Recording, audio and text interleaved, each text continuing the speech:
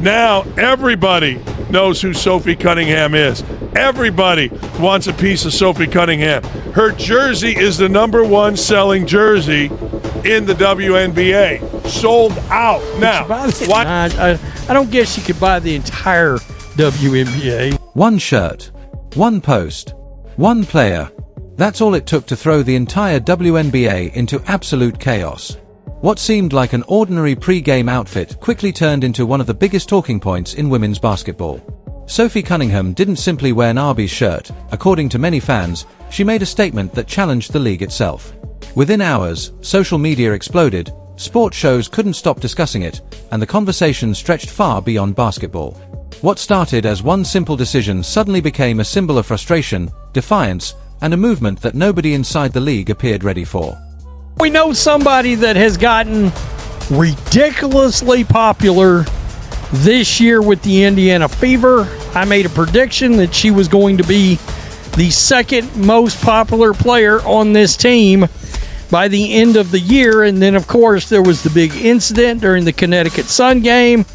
And by the end of that game, she was known as Caitlin Clark's enforcer. Sometimes it only takes one unexpected moment to completely change the narrative, and this was one of those moments. Reports claimed nearly $800,000 worth of Arby's shirts sold in just one day, and suddenly the WNBA found itself dealing with a situation it never expected.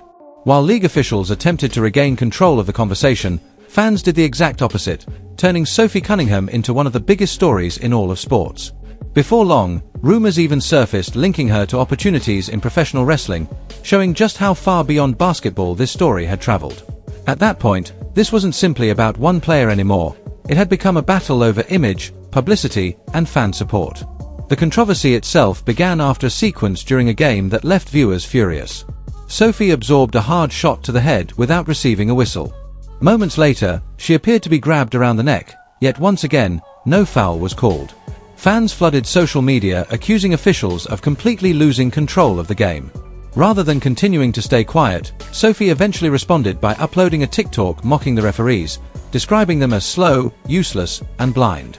The clip exploded almost immediately, reportedly collecting more than 1.3 million views, while the comments quickly turned into one of the most heated discussions. So as you can see after the game, Caitlin Clark and Sophie are both running up to the referee here. They are both so upset, and the referee is just walking away from them. He won't even look at them in the face. He keeps turning, like Sophie even went up at one point and is like tapping on his arm. He would not even look at them. You guys, I have watched so much basketball in my lifetime, so much NBA, so much professional basketball. It's comical at times when you see the players after the games talking to the refs, because a lot of them end up knowing each other at a certain point because they've reffed their game so many times. The fact that this referee wouldn't even acknowledge discussions the WNBA had seen all season. The comment section became filled with fans expressing opinions they believed many players couldn't publicly share themselves. Instead of acknowledging the frustration surrounding the officiating or attempting to calm the growing criticism, the WNBA responded by issuing Sophie Cunningham a $5,000 fine. According to many supporters, the league hoped the punishment would discourage players from publicly questioning officials in the future. But if that was the goal, it produced the exact opposite effect. Sophie didn't appear embarrassed or intimidated in the slightest. Instead, she openly laughed about the fine, turning what was supposed to be a punishment into another viral moment. Then she raised the stakes even further. Walking into the arena before the next game, she wore the now famous Hot Girls Eat Arby's shirt, instantly setting social media on fire. The timing couldn't have been better. Fans loved the humor, memes flooded every platform, and Arby's itself joined the conversation by publicly calling Sophie an unapologetic queen, helping transform a simple t-shirt into one of the most talked about marketing moments of the season.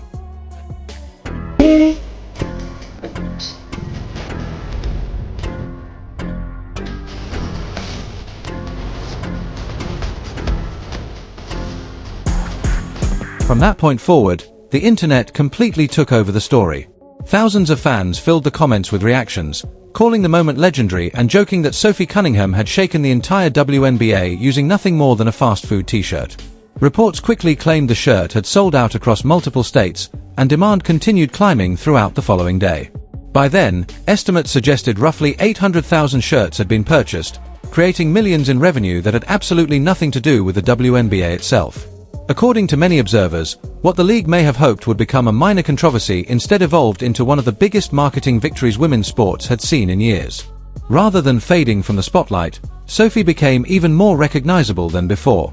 The league wasn't simply losing control of one headline, it was losing control of the biggest conversation surrounding the sport.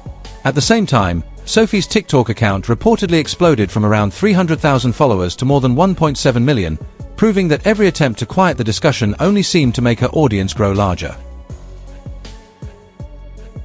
Because her jersey surpassed the all-time woman, Caitlin Clark.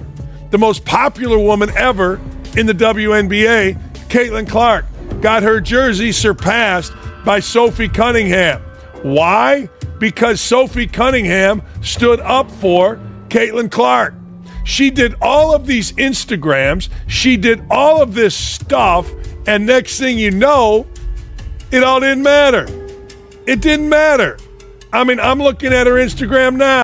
As Sophie's popularity continued reaching new heights, major brands reportedly began paying close attention, while merchandise sales and jersey demand also surged alongside her growing fanbase. But then the story took another unexpected turn.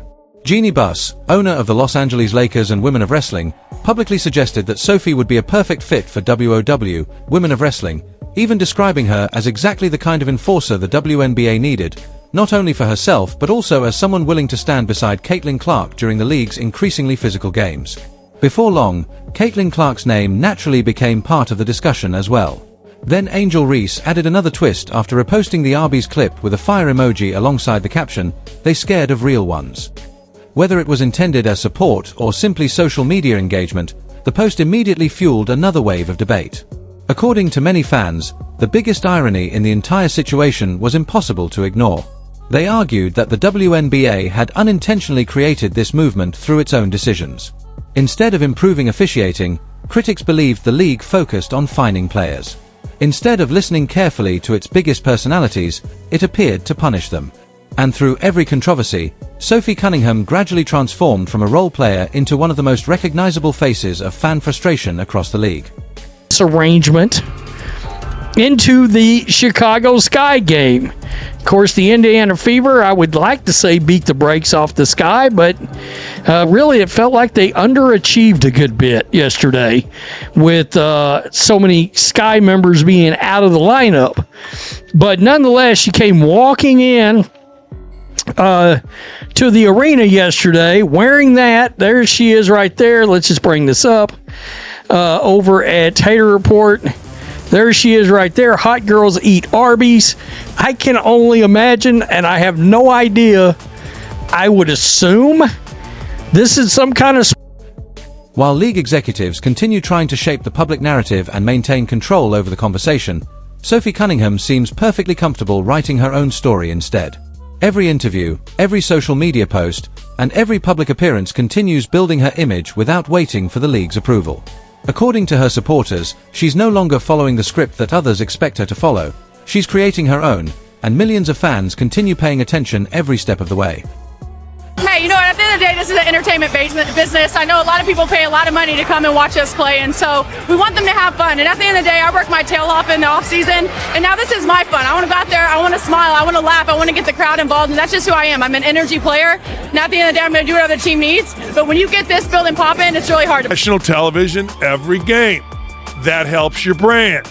You come to play with the Fever because you're playing with Caitlin Clark.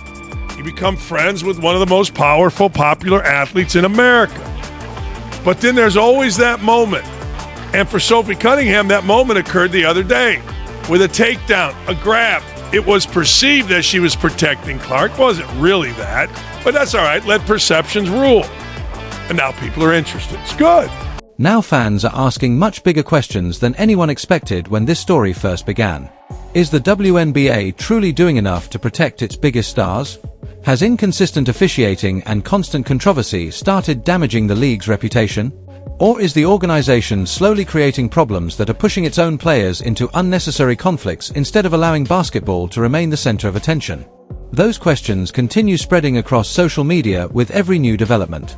call me, and so it's just trying to make everyone match and make sure we're all just having good vibes, right? You know, the seasons has a bunch of highs and lows, and so just trying to keep a level head on everyone. But I also think that we get to play basketball for a living, and that's super fun. So sometimes you just need a good perspective of like, hey, we're in the grind right now and it feels hard, but at the end of the day we get to dribble a ball for a living, so we got to be grateful for that. Sophie proved that authenticity beats control, that speaking out beats staying silent, and that a fine means nothing when the people are behind you. But here's the part nobody saw coming. The WNBA is considering banning branded clothing. For countless supporters, Sophie Cunningham has become proof that authenticity connects with fans far more effectively than carefully managed public relations ever could. She demonstrated that speaking honestly can generate more respect than remaining silent, and that a financial penalty means very little when an entire fan base rallies behind you. But then came another surprising twist. Reports began circulating that the WNBA was considering stricter rules regarding branded clothing worn by players, a proposal many critics interpreted as another attempt to increase control rather than addressing the officiating issues that sparked the controversy in the first place. Meanwhile, Sophie leaned into the moment again, posting a photo holding an Arby's burger while wearing a gold chain reading 5K Fine Club, turning the league's punishment into another viral joke. Rumors also suggested Arby's was interested in offering her a $2 million national advertising campaign, showing just how valuable her growing popularity had become. At this stage, supporters believe this story is no longer only about Sophie Cunningham. They see it as representing every athlete who's ever been told to stay quiet instead of speaking their mind. If you think Sophie Cunningham has permanently changed the conversation around the WNBA, drop a fire emoji in the comments below. Do you believe the league is falling apart, or is it simply afraid of the influence its biggest stars now have? Be sure to like the video, subscribe to the channel, and turn on notifications because we're only getting started. Next time, we'll break down the inside story behind claims that Caitlin Clark nearly walked away from the WNBA because of growing league politics and behind-the-scenes tension.